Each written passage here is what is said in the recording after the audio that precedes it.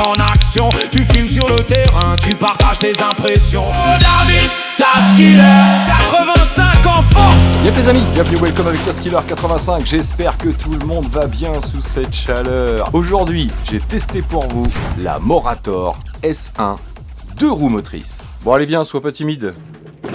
Salut Miss. Bon, on se souvient des Morator, hein. On avait fait plusieurs tests ensemble, on avait testé surtout la 4 roues motrices. Vous avez fait une petite présentation basique, ensuite on avait vu ensemble le FPV avec le kit MoFun FPV. Et enfin on avait fait du gras, on avait fait du sale chez mon pote Matt pour savoir ce qu'elle avait dans le ventre et on n'avait pas été déçus. Eh bien aujourd'hui on va tester la 2 roues motrices, beaucoup plus maniable pour les petits terrains, la pelouse un peu plus fragile, pour se faufiler entre différents obstacles. Bah oui, forcément, puisque la 4 roues motrices travaille comme un char d'assaut, elle n'a pas de roue directionnelle. Donc si vous êtes tout doux, ça passe bien. Maintenant, si vous êtes une brute, bah, vous arrachez le terrain quand vous faites des demi-tours, forcément. On verra également aussi le petit panier automatique. J'adore.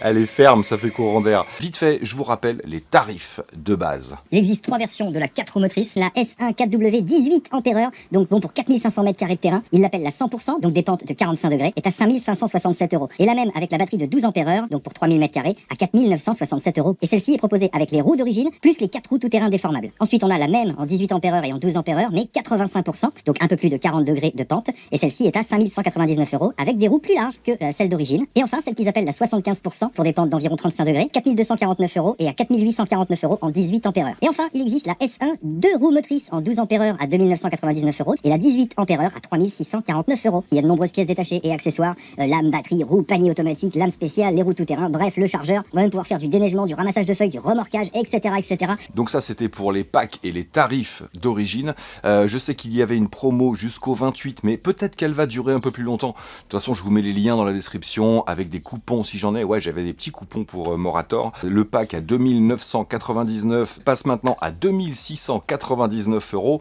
et avec, vous avez 2 roues supplémentaires déformables, plus les jantes alourdies pour avoir plus d'assises sur le sol. Ça veut dire qu'on va pouvoir aller jusqu'à des pentes à 45%.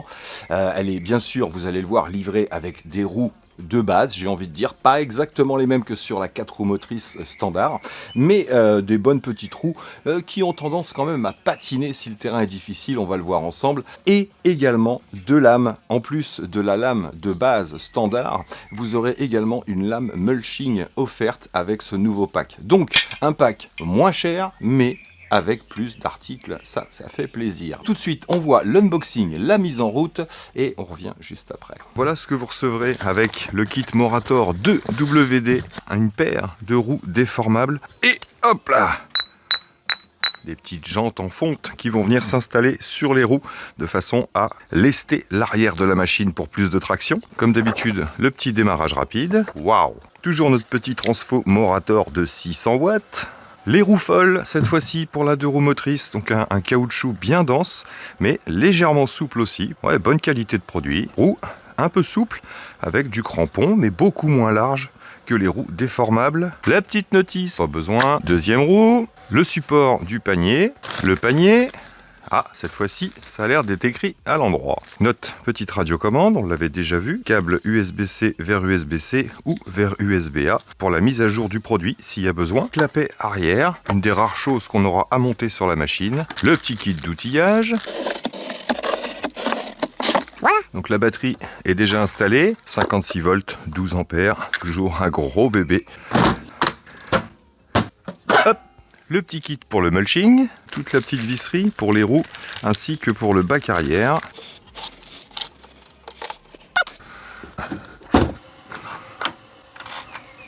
C'est un écrou frein, donc vous pouvez laisser un petit peu de jeu pour que la roue tourne librement. Il faut juste venir se clipser dans l'écran.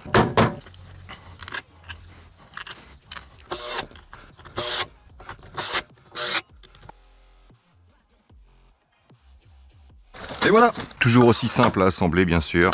On vient le poser et c'est prêt. Pour le pack grimpette, on enlève l'enjoliveur.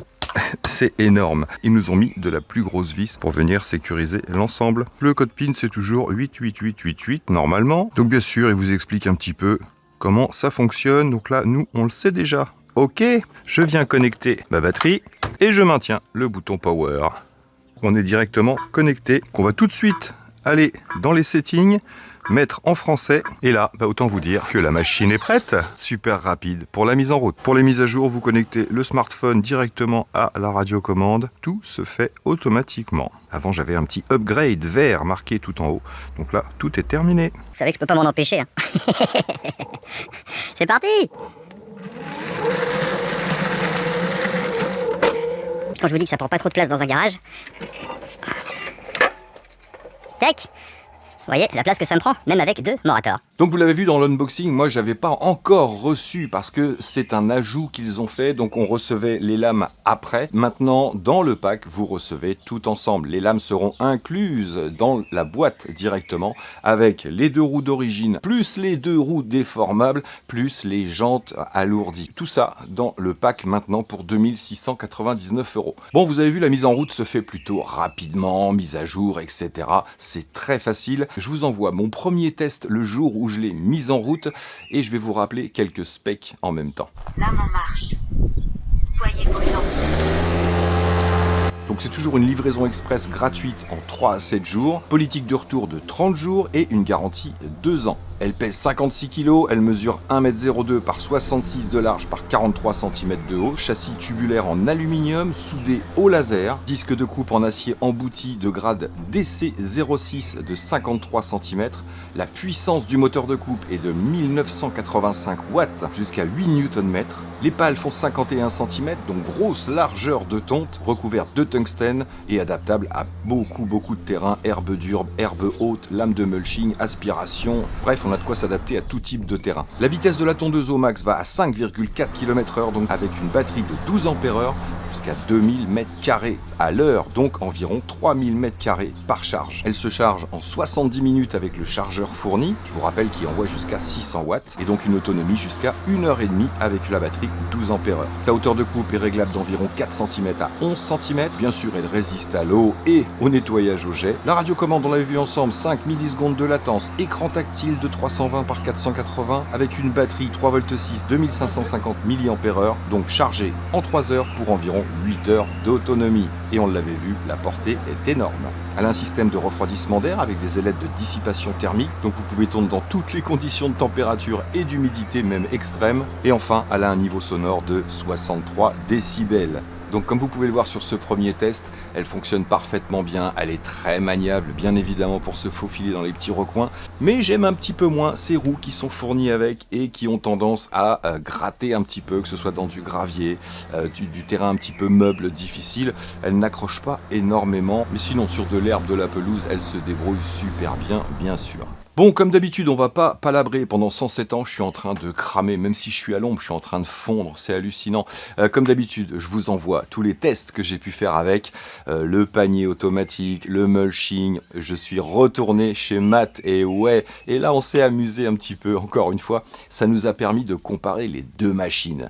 C'était important pour moi de voir les différences entre la 4 roues motrices et la 2 roues motrices. Vous allez voir, c'est significatif. Niveau puissance, maniabilité, etc. Performance. Tout de suite, les tests et on se retrouve juste après pour que je vous donne mon avis final.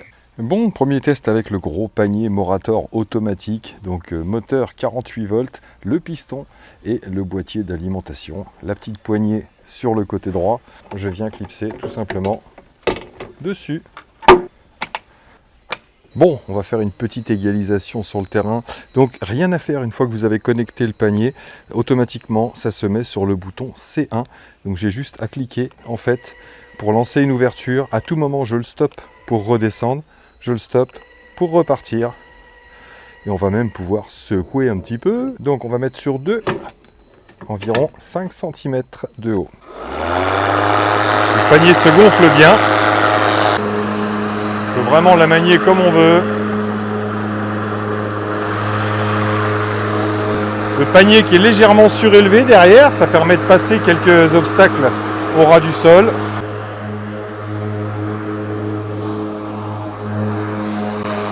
Et avec ces roues-là, on n'abîme vraiment pas la pelouse.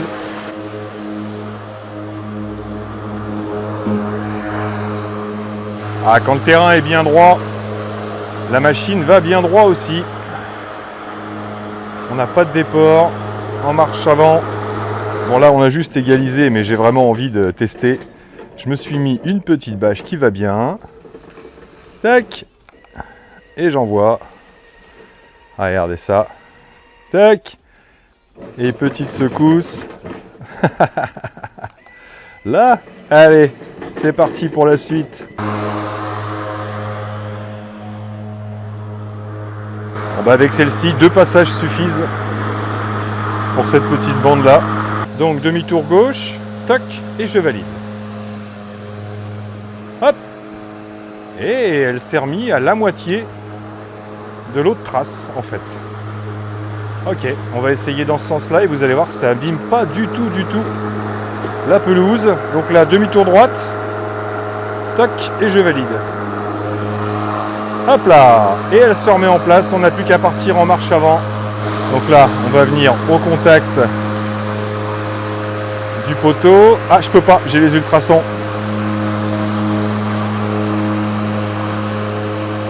Il se bloque automatiquement, donc demi-tour gauche.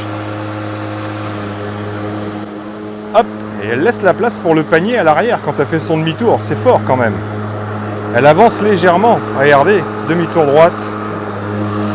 Tac, le panier vient au niveau de la tondeuse. C'est bien étudié, et là on se retrouve automatiquement sur le bord droit du poteau, parfait. Ah, c'est un gain de temps hallucinant.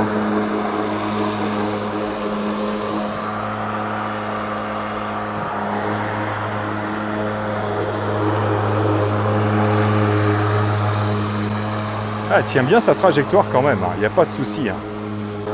On peut vraiment encercler les obstacles sans problème.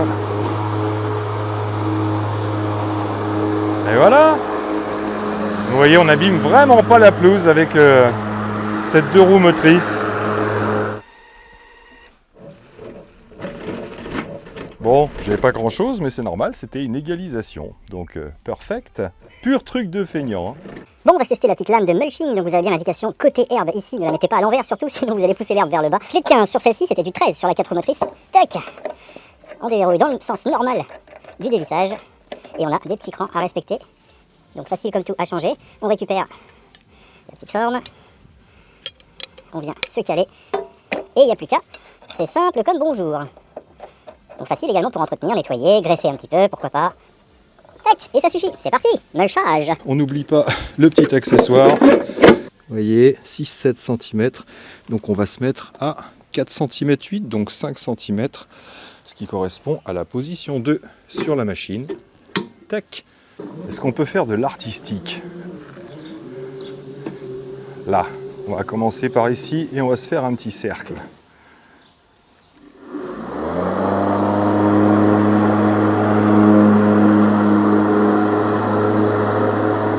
Ok, maintenant je mets une petite marche avant et j'agrandis le cercle.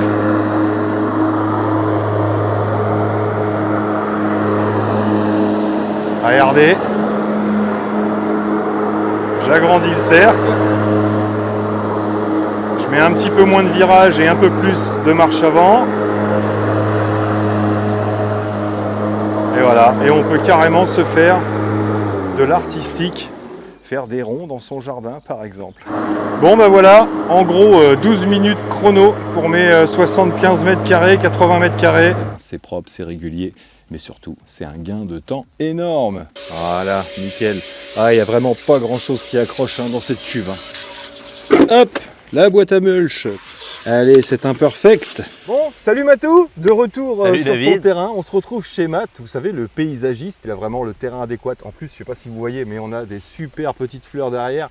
On va forcément bien se rendre compte de ce que ça donne. Et là, on va justement faire une sorte de comparo. Et avec Matou, on va se faire plusieurs petits tests, si tu es d'accord. Le premier, on va essayer de passer dans ton fossé avec celle-ci pour savoir si on arrive à maintenir justement une pente à 45 degrés pratiquement. Pareil pour l'autre petite pente là-bas qu'on avait faite. Et puis, on ira tester un peu de débroussaillage pour savoir s'il y a vraiment un intérêt aux 4 roues motrices par rapport aux 2 roues motrices. Pour équilibrer un petit peu les chances, j'ai installé les roues déformables à l'arrière sur la 4 roues motrices, puisque là, on a les grosses roues déformables avec les jantes en fonte qui permettent d'avoir une meilleure assise. Donc on verra si le 4 roues motrices est quand même plus performant en matière de débroussaillage. Et on finira par un petit truc un peu sympa. On va se délimiter 2 zones approximativement identiques et on se fera un petit test comparatif entre les deux au niveau maniabilité, au niveau direction, voir si elle tient bien ses trajectoires. Bref, on va s'amuser un petit peu. Et puis on va dézinguer tous ces trucs jaunes là qui dépassent. C'est ça. Donc Matt, toi tu avais déjà testé la 4 roues motrices, tu étais plutôt satisfait Oui. à la base, tu étais plutôt même impressionné, bien, j'ai envie de dire. Impressionné, oui, par les capacités de l'électrique, moi qui suis thermique. Oui, toi qui es à fond thermique. Voilà, donc à voir après maintenant avec la 2 roues motrices que ça peut... les avantages, les inconvénients, on va essayer de voir ça ensemble. Ouais. C'est parti pour les petits tests et on se retrouve pour le débrief. On y va maintenant? Allez, c'est parti. Allez, c'est parti. Hop. Alors ici, on a vu que ça passait super bien avec la 4 roues motrices. On arrivait à se tenir dans la pente. Allez, c'est parti. Et donc là, tout de suite, elle se met en crabe. Voilà, donc on va passer, c'est sûr. Mais on est en crabe et on est obligé de... Ah voilà, ça bourre un petit peu. Donc là, on sent qu'elle a des difficultés. Ah ouais, c'est extrêmement boueux dans le fond là-bas. Donc là, on voit les limites de la 2 roues motrices sur ce genre de terrain. On va refaire un passage un petit peu plus haut. Je suis obligé de contrebraquer vers la gauche. Hop, vous voyez, je pars dans la pente. Donc je suis obligé de, remonter les roues folles pour pouvoir la tenir. Alors ouais, c'est beaucoup plus difficile de la maintenir en ligne droite alors que la 4 roues motrices, vous voyez, hop, là, ça part dans le fond. Bon, on y arrive, mais c'est beaucoup plus compliqué. Et on voit tout de suite qu'on a, beaucoup moins de traction. Vous voyez, ça a tendance à patiner sur l'arrière. Donc oui, dans les pentes, on va s'en sortir, mais beaucoup moins de traction avec la 2 roues motrices. On s'en doutait. Et dès que c'est un petit peu boueux, forcément, on n'a plus qu'une roue motrice puisque l'autre glisse sur de la bouillasse automatiquement. Donc ouais, beaucoup moins performant pour ce style de terrain. Mais si le terrain était complètement sec, là je pense qu'on aurait un peu plus de traction. Et on arriverait aussi à faire de la pente, même si c'est beaucoup plus compliqué avec la 2 roues motrices. Bon, rappelez-vous, on était venu débroussailler ce champ. Alors, malheureusement, Matt est passé avec le tracteur il n'y a pas longtemps, mais on a encore des bordures ici. Donc là, on avait vu que la 4 roues motrices arrachait tout sans aucun problème et passait dans des endroits qu'on n'imaginait même pas. Et on va voir si celle-ci, équipée avec le kit de roues arrière déformable, est capable de la même chose.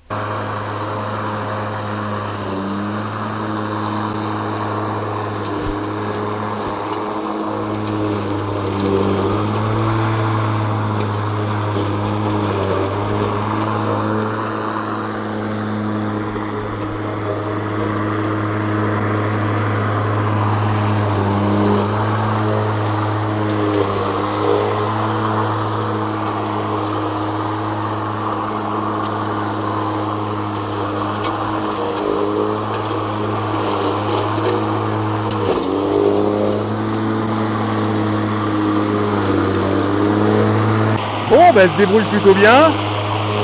Alors, en plus, on a une roue qui a moins de traction ici, qui est pleine de boue. Il faut que je fasse attention de ne pas aller trop près du bord.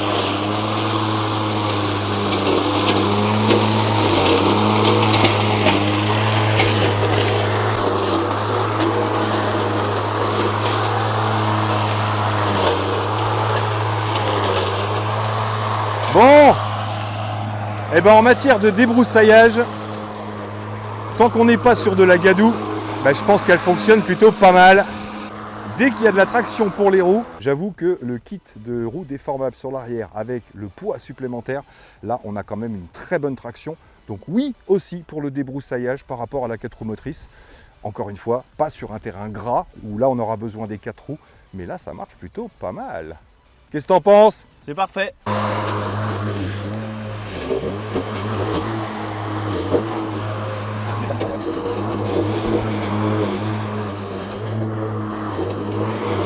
Rappelez-vous, on était passé dans cette petite pente ici, on va repasser derrière l'arbre là. Alors il faut que je fasse attention parce qu'il y a toujours des choses qu'il ne faut pas que je touche, du style, voilà, le petit poireau qui est là.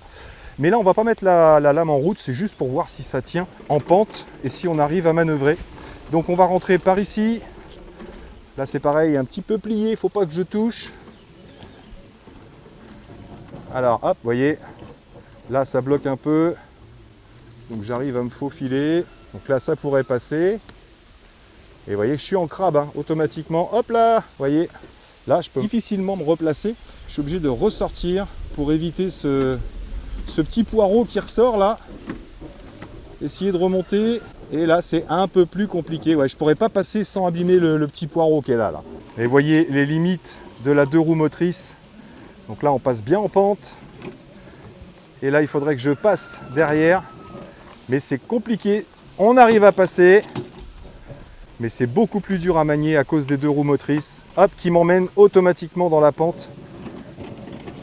On arrive à se débrouiller, mais c'est beaucoup plus compliqué de maintenir une trajectoire. On voit les limites quand même de la 2 roues motrices. On est bon? Allez, go! C'est parti!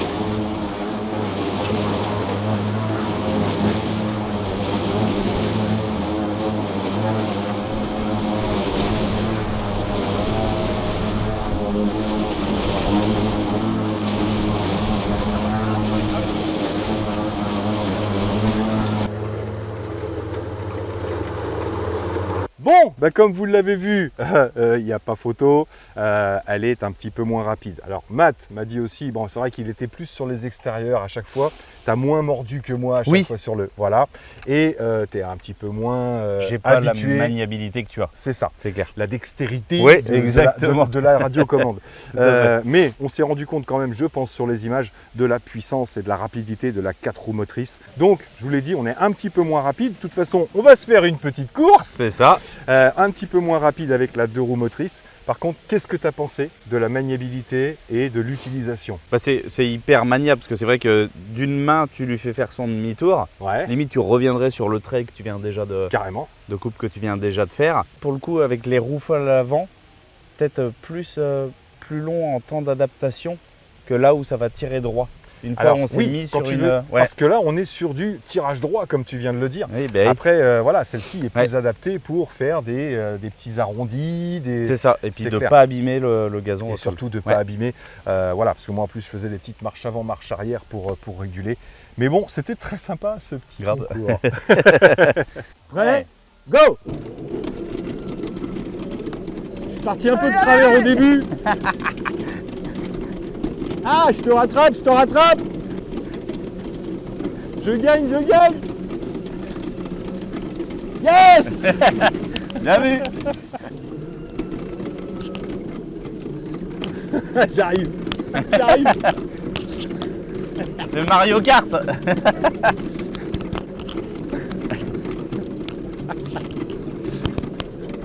Quelle bande de gosses. Ah ben t'as gagné. Elle est plus puissante.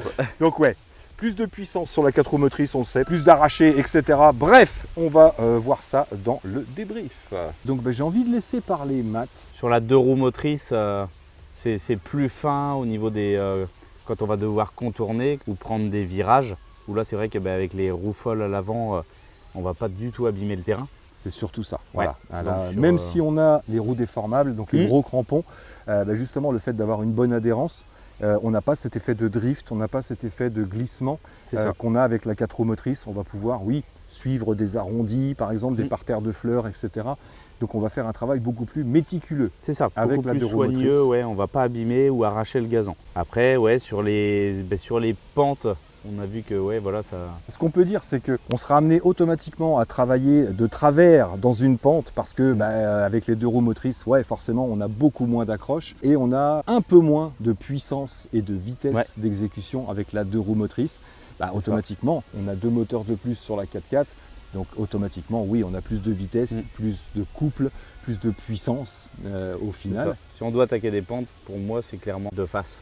Ouais. On n'attaque pas des pentes de côté. Oui, avec la 2 roues motrices, tu veux dire, oui, c'est Oui, plus c'est facile ça, ouais. d'attaquer de face, que ce Ouais. soit en montée et en descente, que la 4 roues motrices qui, elle, va pouvoir travailler en biais C'est ça. sans aucun En problème. biais, sans problème. Et puis tu me disais aussi les trajectoires. Oui. Matt, qui est beaucoup moins radiocommande que moi, on a dû s'en rendre compte, de toute façon vous le savez, lui c'est pas du tout son truc. Donc autant moi ça va très très vite l'adaptation avec l'une ou l'autre, mais c'est vrai que pour un néophyte, Oui. la 2 roues motrices va être plus difficile à contrôler. C'est ça. Tu es Voire, plus en récupération sans c'est ça. arrêt pour les lignes droites, même si on Ouais. peut quand même tracer des belles oui, lignes bien droites. sûr, ouais, Là, tout c'est à un fait. terrain qui est un peu chaotique. Mm. Donc c'est pareil, plus votre terrain sera lisse, entre guillemets, plus elle filera droit, forcément. Ici, tous les petits dénivelés font que les 2 roues folles ont tendance à partir un petit peu C'est à ça. droite à gauche.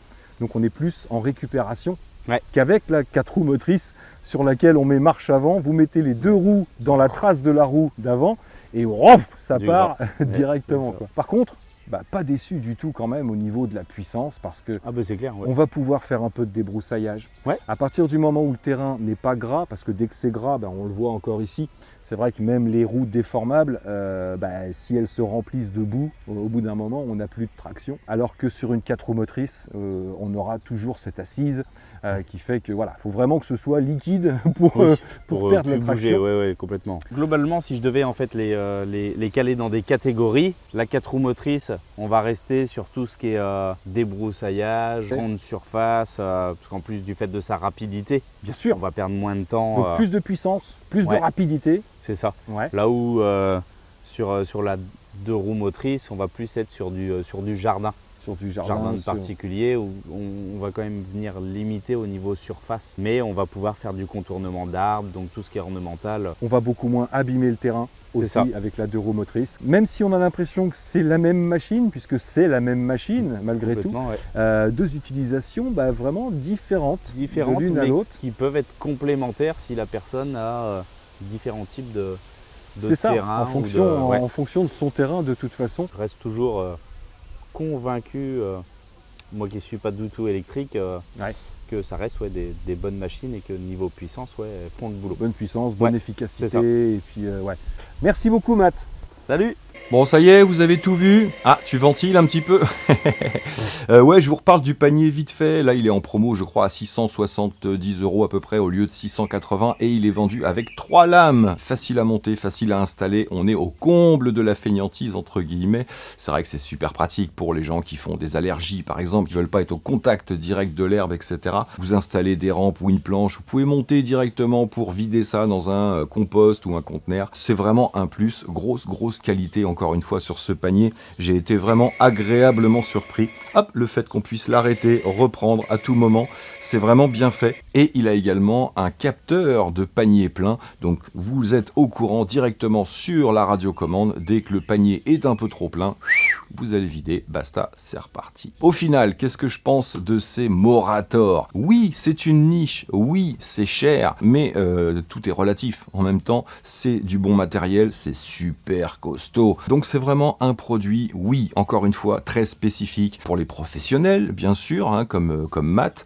ou pour des jardiniers qui ont des grosses surfaces, ou des gens qui ont un léger handicap et qui veulent quand même tondre eux-mêmes. Les personnes âgées, on avait vu avec le kit FPV qu'on peut également tondre à distance sans sortir de chez soi. Alors oui, quand il fait pas beau, mais oui aussi quand il fait trop beau, parce que tondre, si vous avez 2500 mètres carrés et qu'il fait 35 degrés dehors, je vous assure que de tondre à l'ombre, ça fait plaisir.